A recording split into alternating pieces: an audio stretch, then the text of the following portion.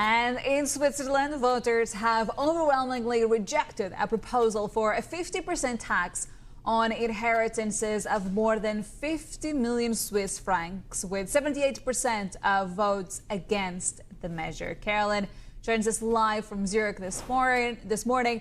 Carolin, no surprise here. Ultimately, the outcome of the referendum suggesting indeed that voters have rejected this proposal. So why does this matter?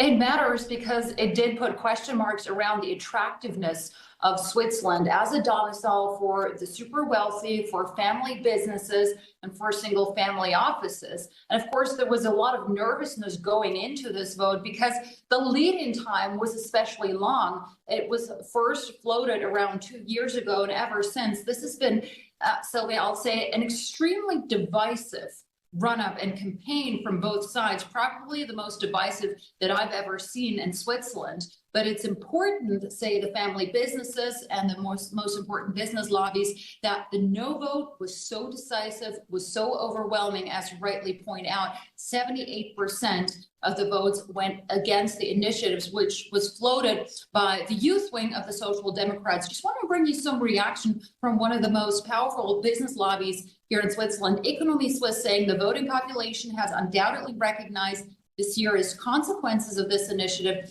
the threat of forced sales of companies and the resulting weakening of the business location have convinced those entitled to vote from all political camps.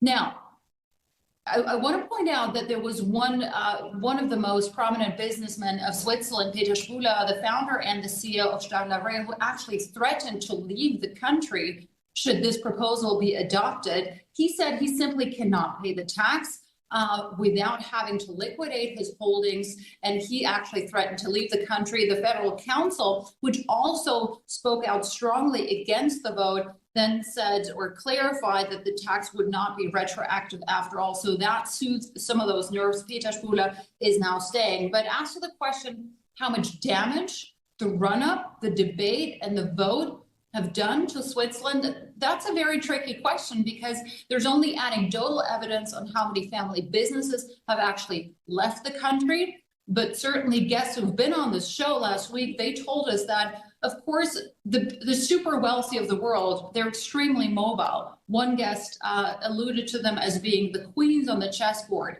And they're looking all over. They're not, of course, just looking at Switzerland, but also at Italy, at the UAE. But ultimately, it is hard to say how many of them were actually looking at relocating to Switzerland, but then because of this initiative, they chose not to do that. But again, this vote and the outcome of the vote, that is a very clear signal for Switzerland that it is still a pretty attractive place for the super wealthy.